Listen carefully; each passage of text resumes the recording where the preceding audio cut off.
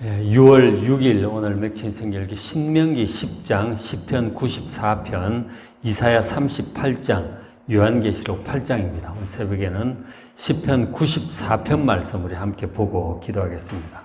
이 94편은 하나님을 의지하는 성도의 확신이에요. 확신을 노래하는 그런 시편입니다.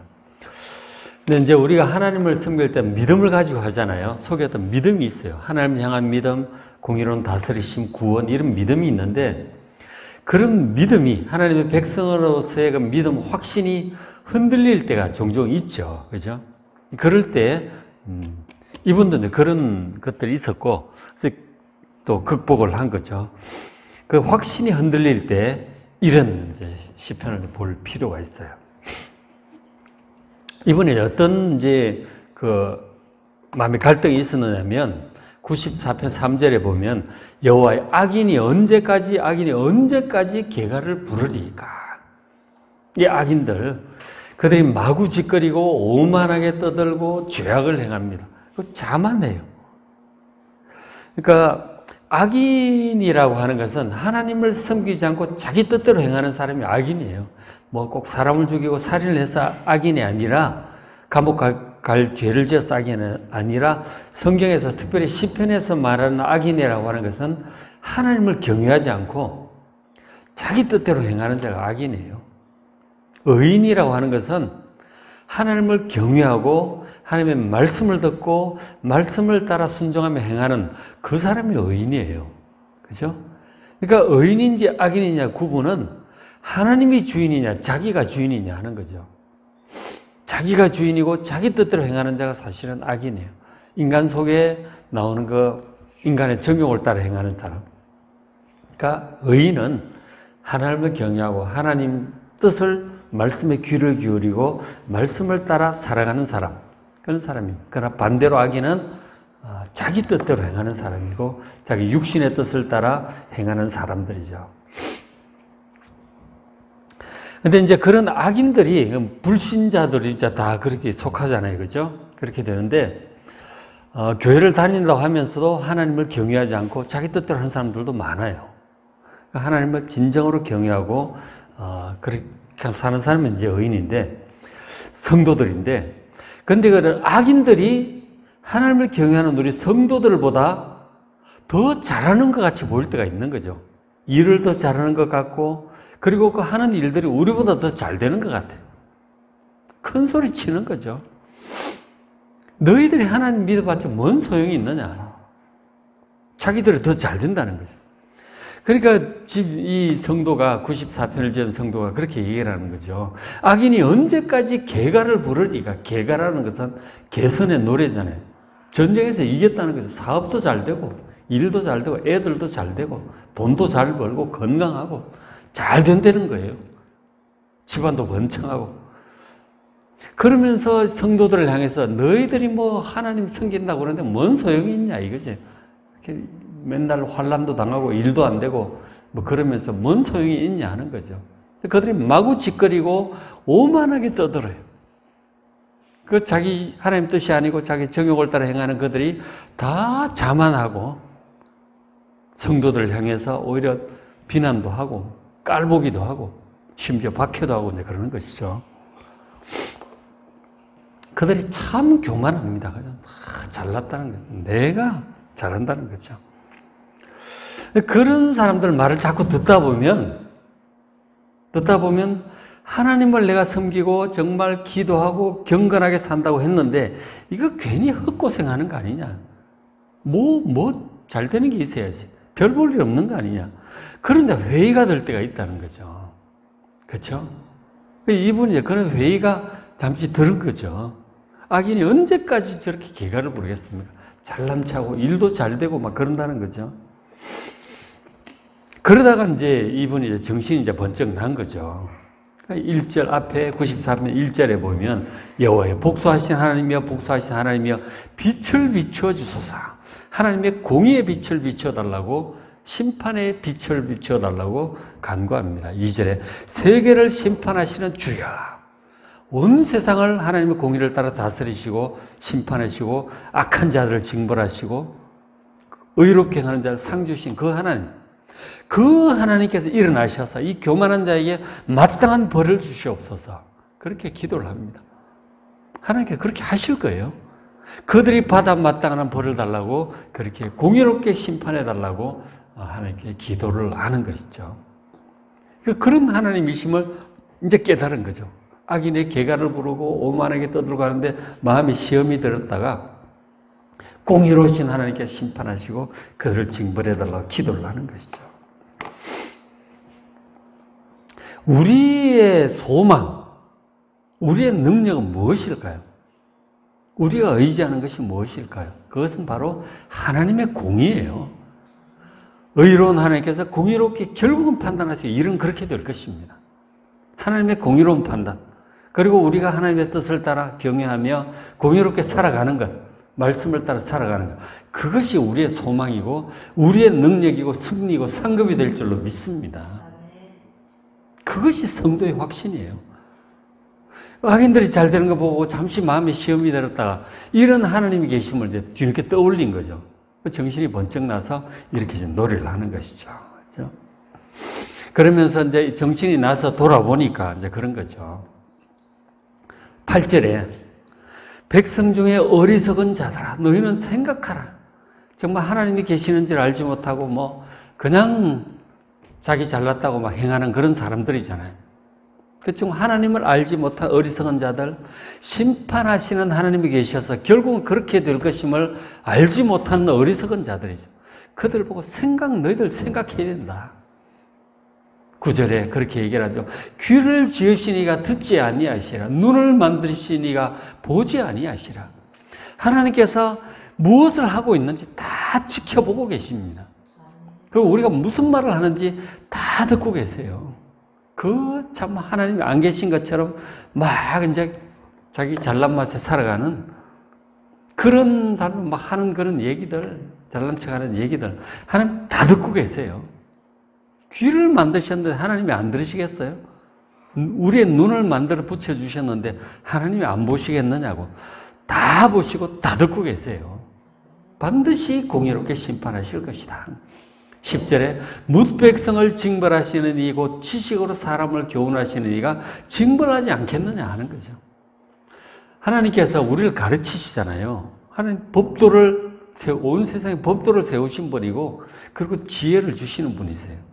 그리고 반드시 우리가 알아야 될 지식을 선지자들을 통해서 가르쳐 주시고 그렇게 사도들을 통해서 목사님들을 통해서 주의 종들을 통해서 가르쳐 주시는 분이잖아요. 바른 지식으로 바른 법도로 우리 사람들 교훈하신 하나님이신데 그 하나님께 잘못한 자들 그냥 두시겠느냐고. 그 법도를 따라 공의롭게 그들을 징벌하실 것입니다.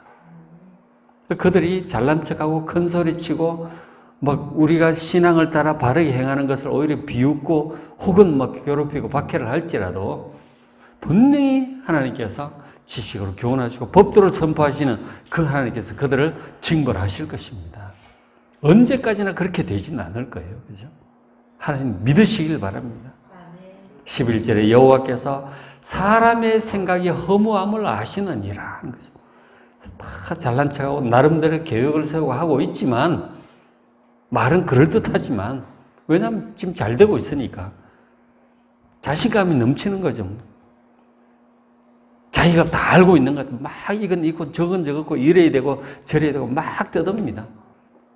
하나님을 알지 못하고 정욕을 따라 세상 지혜를 따라 행하는 그런 사람의 생각이 하나님께 허무하다는 사실을 잘 알고 계세요.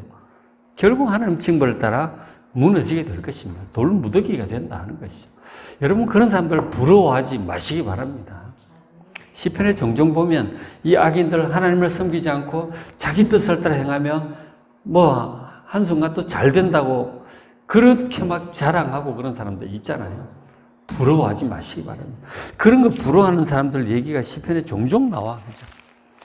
욥도 이제 그런 얘기를 하죠. 그죠? 시편 73편도 그런 내용이에요. 시편 73편 악인이 잘 되는 거 부러워가지고 시험에 든 사람 그래서 성전에 들어갈 때 깨달았대요. 아, 그들이 한순간에 무너지는구나. 시편 73편이 이제 그런 내용이죠. 근데 그 94편은 역시 이제 그런 맥락에서 놀이를 하는 건데. 근데 어쨌든 하나님께서 이렇게 결국은 징벌하시고 그들을 교훈하시고 징벌하시고 판단하실 것이다. 그런 이제 확신을 가지고 이제 얘기를 하는 거죠. 그래서 그 사람들을 부러워하지 말고 그리고 그 사람들 말하는 것에 낙심하지 마시길 바랍니다. 그건 헛소리예요. 그죠? 마음이 흔들리시거나 하나님을 향한 믿음이 흔들리면 안 돼요. 그죠? 예수 믿어봤자 소용없고 신앙생활 잘해봤자 소용도 없고 기도해봤자 소용도 없더라. 그렇게 흔들리질 마시기 바랍니다.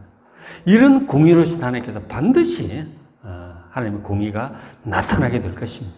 그리고 의롭게 행한 우리에게 반드시 영원한 상을 주실 줄로 믿으시길 바랍니다. 반드시 상 주신다는 거죠. 그리고 이제 이런 말씀을 하시는데, 징벌 얘기를 하셨는데, 하나님의 심판의 때죠. 징벌은 바로 하나님의 심판의 때고, 그것은 모두에게 임하는 환란으로도 같이 오죠.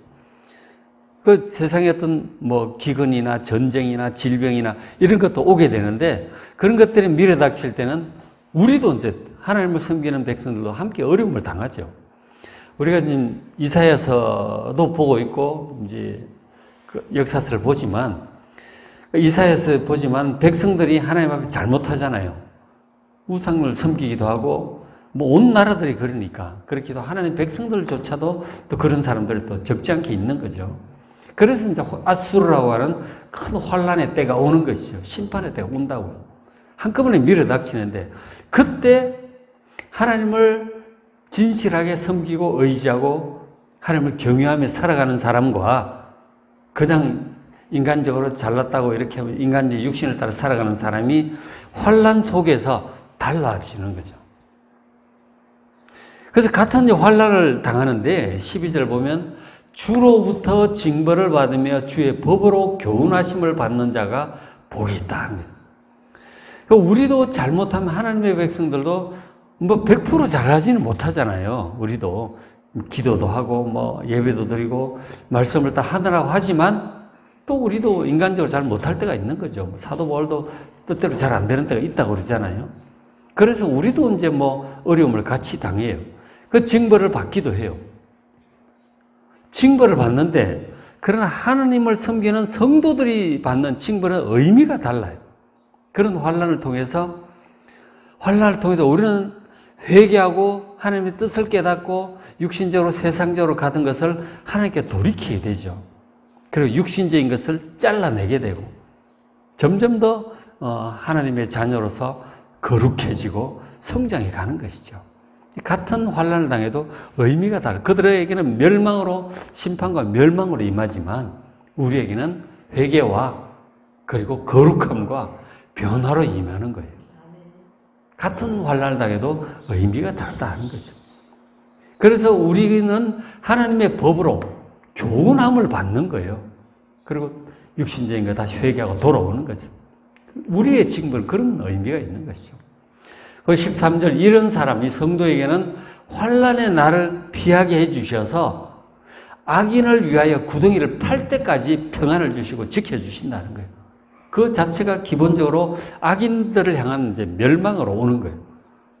같이 우리도 어려움을 당하지만 우리에게는 우리의 부족함, 허물을 회개하고 온전하게 변해가는 그런 이제 계기로 삼으시는 거죠. 같은 환란을 당해도 의미가 다르다 하는 거예요. 멸망하도록 두지 아니하시고 피하게 하시고 그리고 그때까지 지켜주신다는 거예요. 14절에 여호와께서는 자기 백성을 버리지 아니하시며 외면하지 않으신다 하는 것이죠. 자기 백성을 두 번이나 나와 있네, 그죠? 복사가 두 번 됐나 보다. 어쨌든 여호와께서 자기 백성을 버리지 않고 외면하지 않으세요, 그죠? 14절 여호와께서는 자기 백성을 버리지 아니하시며 자기의 소유를 외면하지 아니하시리로다. 자기 소유가 빠져 있네요, 저기에. 하나님께서 하나님의 성도들을 버리지 않으시고 하나님의 소유를 결코 외면하지 않고 그 같이 임하는 환난 가운데서 반드시 지켜주실 것을 믿으시길 바랍니다. 같은 일을 당해도 의미가 다르다고요. 그죠? 그래서 이제 그런 고백을 하게 되죠. 17절에 여호와께서 내게 도움이 되지 아니하셨다면 내 영혼이 벌써 침묵 속에 잠겼으리다. 하나님께서 우리의 도움이 되셨기 때문에 우리가 멸망하지 않고, 이 침묵한다는 것은, 침묵 속에 잠겼다는 것은 이제 어떤 걸까요? 죽으면 더 이상 말이 없는 거죠. 거의 그런 것을 얘기하는 것 같아요. 그죠? 우리가 이렇게 침묵 속에 잠겨 영원히 사라지는, 그렇게 되었을 텐데 하나님께서 도움이 되셔서 우리에게 그런 멸망이 임하지 않았다, 멸망 속에 빠지지 않았다는 것이죠. 그죠? 하나님께서 분명히 우리를 도와주심을 믿으시기 바랍니다. 우리 이사야 지금 36, 7, 8장에 보면은 아수르라고 하는 이제 큰 환란이 오잖아요. 큰 환란이 오는데, 그래가 다 망하고 다 죽어. 뭐 에돔, 모압, 암몬, 막 북이스라엘까지 멸망이 임하는데, 그러나 진실하게 이 94편의 성도처럼 하나님을 의지했던 히스기야, 그리고 이사야, 그리고 유다에 이제 그런 진실한 성도들이 있었잖아요. 그들에게 하나님이 도움이 되신 거죠. 그래서 모두가 멸망하는 가운데서도 그들은 멸망하지 않았어요. 하나님께서 도움이 되셔서 침묵 속에 잠기지 않도록 평안 가운데 지켜주셨던 것이죠. 18절에도 여호와의 나의 발이 미끄러진다고 말할 때 주의 인자심이 나를 붙드셨다는 거죠. 우리가 이러다가 내 미끄러지고 넘어지고 큰일 나겠구나, 그럴 때가 있죠. 아주 위태로운 곳에 서 있을 때가 있다고요. 그때 삐끗하면 죽는 수가 있는 거죠. 이러다 큰일 나겠구나, 미끄러지겠구나, 넘어지겠구나, 망하겠구나. 그렇게 위태로운 거죠. 그렇게 위태로울 때도 하나님께서 인자심으로 우리를 붙들어주고 계심을 믿으시기 바랍니다. 하나님께서 우리의 도움이 되셔서 우리가 침묵 속에 잠겨 영원히 멸망하도록 두지 않으실 것입니다. 그리고 19절에 내 속에 근심이 많을 때, 그럴 때 우리 속에 근심이 많죠. 미끄러질 것 같은데, 큰일 날 것 같잖아. 그렇게 근심이 많을 때 하나님의 위로하심, 응답하심, 마음에 평안을 주심, 그게 있는 것이죠. 기도하면. 그래서 우리 영혼이, 우리 마음이 즐겁게 되는 거예요. 상황은 위태로운데 일단 미끄러져서 큰일 나지 않을까. 상황은 참 위태롭고 근심이 있는데 기도하니까 하나님께서 평안을 주시는 거죠. 확신을 주시는 거예요. 그런 것들은 우리 영혼을 즐겁게 하죠. 그게 우리의 생명의 양식이잖아요. 그죠? 이분이 그런 걸 겪은 거죠. 그 악인들이 잘 되는 것 같고 상황은 위태로운데 정말 하나님께서 이렇게 건져주신 것을 겪은 거예요. 기도 중에 확신으로, 평안으로 다가왔던 것이죠. 그죠? 그래서 이렇게 고백을 합니다. 22절에 여호와는 나의 요새이시요 나의 하나님은 내가 피할 반석이시라. 하나님 우리 요새가 되세요. 그 안에 딱 들어가 있으면 화살이 날라오고 총알이 날라와도 괜찮아. 요새 막 들어가 있으면 안전해. 그 세상에 위험이 없는 게 아니에요. 위험이 여기저기 날아다녀요. 그럼 하나님 속에 딱 들어가 있으면 안전해요. 하나님을 믿는 성도의 확신이 있는 거죠. 그죠? 요새이시고 하나님은 내가 피할 반석이다. 그 반석 속에 들어가 있으면 안전한 것이죠. 그러니까 상황이 아무리 위태롭고 미끄러질 것 같고 근심이 많을지라도 하나님께서 전능하신 능력으로 우리를 지켜주고 계심을 믿으시길 바랍니다. 하나님께서 이 악인을 위해서 구덩이를 팔 때까지 우리를 평안 가운데 지켜주시고 환난 날을 피하게 해주시고 그때까지 보호하시고 건져주시는 분임을 믿으시기를 바랍니다. 환난이 임할 때 너무 두려워하지 마시고 하나님께서 하나님을 의지하는 경건한 하나님의 백성들을 반드시 지키시고 승리하게 하실 것을 믿습니다. 그렇죠? 자, 그래서 오늘 맥체인 성경 읽기 신명기 10장도 굉장히 좋은 말씀이에요. 꼭 광야를 하나님 은혜로 통과하는 거예요. 같이 광야를 통과하지만 믿음이 있는 여호수아 갈렙은 약속의 땅까지 들어가잖아요. 그런 믿음. 시편 94편, 이사야 38장, 이 아수르를 이제 극복하는 이 히스기야 그런 얘기들이 나오잖아요. 그죠? 그 다음 요한계시록 8장. 잘 읽어보시고 은혜 많이 받으시길 바랍니다.